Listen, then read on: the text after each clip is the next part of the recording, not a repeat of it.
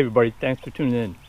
When I first decided I was going to start doing this running thing and see if I could run a mile, the very first pair of shoes I bought was a Brooks Ghost.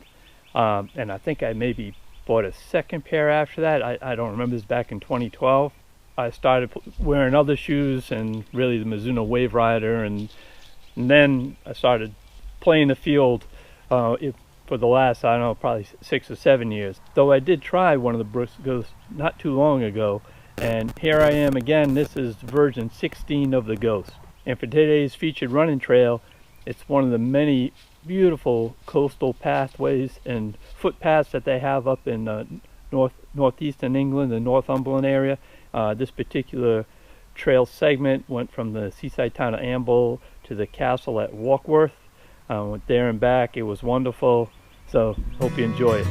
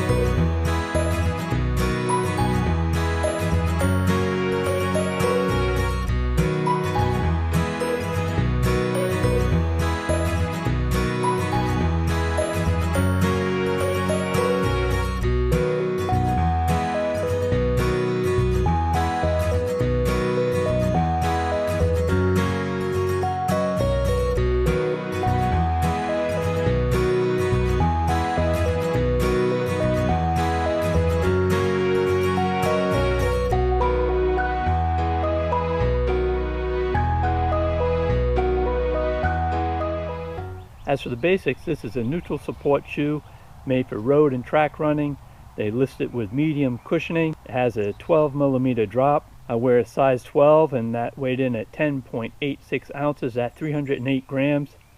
I found it true to size. I gave it an A for sustainability. If you want to go down some rabbit holes, you can go to Brooks' website and they talk about this sustainability plan. There's an awful lot to it that went beyond the scope of what I was going to try and relay to this, but suffice it to say, they've at least given and written about more about their sustainability than any other shoe, so just for that alone they get an A. And finally, the cost on this is $140, so that's still a relatively cheap shoe when it comes to daily trainers. I found the fit pretty boring. The shoe, I know it's medium cushioning. I thought it was pretty firm, but it also just felt clunky. As time went on, I think you get used to that clunky feel, and I didn't ever notice it as much, but the firmness always stayed there. As for the upper, I felt it hugged my foot really well. I've always liked that about the Ghost. It's got a good amount of stretch here in this upper double mesh. The tongue's a little funny. It's really pretty thick. It's non-gusseted, and I thought for sure I was going to have issues with it sliding because I always have issues with tongue migration, but it didn't. It stayed in place pretty well. I don't know if you see when I pull it up, it tends to bend over a little bit, so you just had to make sure when you got it on that you wiggled it in place, that it was nice and flat, but once it was there, it stayed in place. And one of the things I really like about the Ghost is they put this plastic heel cap on the outside. Most shoes will embed it inside, but I just feel it gives it a bit more rigidity to the back of it, while you get plenty of cushioning on the inside. So I'm just a fan of that. As for the ride, all right, the good thing, it was consistent throughout its entire mileage. So I often find that after I run with a shoe, whether it be for 50 miles, 150, 200, usually there's a change in whether the responsiveness or the cushioning. This stayed the same throughout the entire time I ran with it. And I had mentioned how it was firm. So normally, and I talk about this all the time, if you have a firmer shoe with less cushioning, you would expect to get more responsiveness, more propulsion.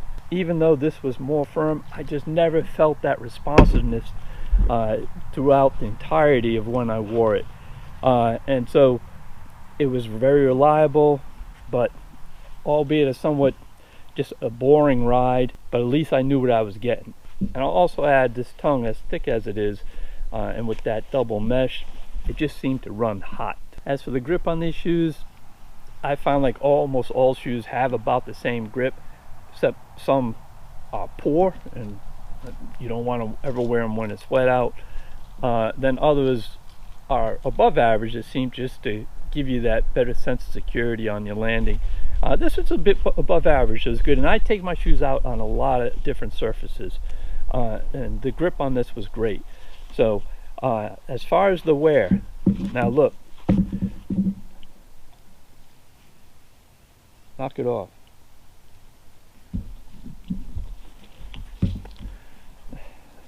All right, and here's Albert, always making his cameo. No, you can't get up. You can't come up on the table, Albert. No, no, no, no. Come on. I'm a heel striker, but boy, and my landing point here, it is incredible how well this is held up. I've never had a shoe hold up that well.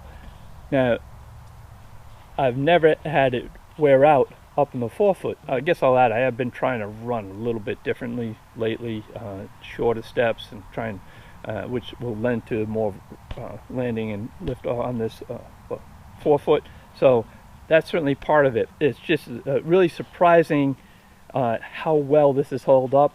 And of course, here's the big question: how well has it hold up? For how many miles did I get on this one? Well, you know, every time I've only bring a shoe to 300, and from there I make an assessment. If it's, you know, if it's, some of them are done by 300, some don't make it 300. Other ones I try and make an assessment. If they, well, how many can you get? How many miles can get you for your money?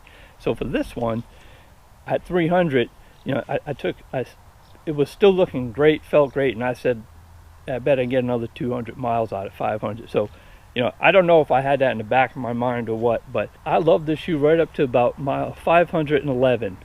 And at that point, I felt it just had gone too flat, and I just wasn't getting really any more of the responsiveness. I still use it, as you can probably guess, for, you know, some yard work and a few walks here and there. And then if you factor in the cost of only $140, you'll be hard pressed to find a cheaper daily trainer where you're going to get as many reliable miles as you will in this Brooks Ghost. So there you go, you made it all the way to the end of the video. If you like it, please give it a thumbs up.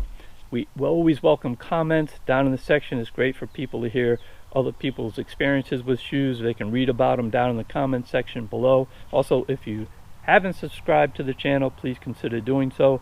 I know there's been a little hiatus here.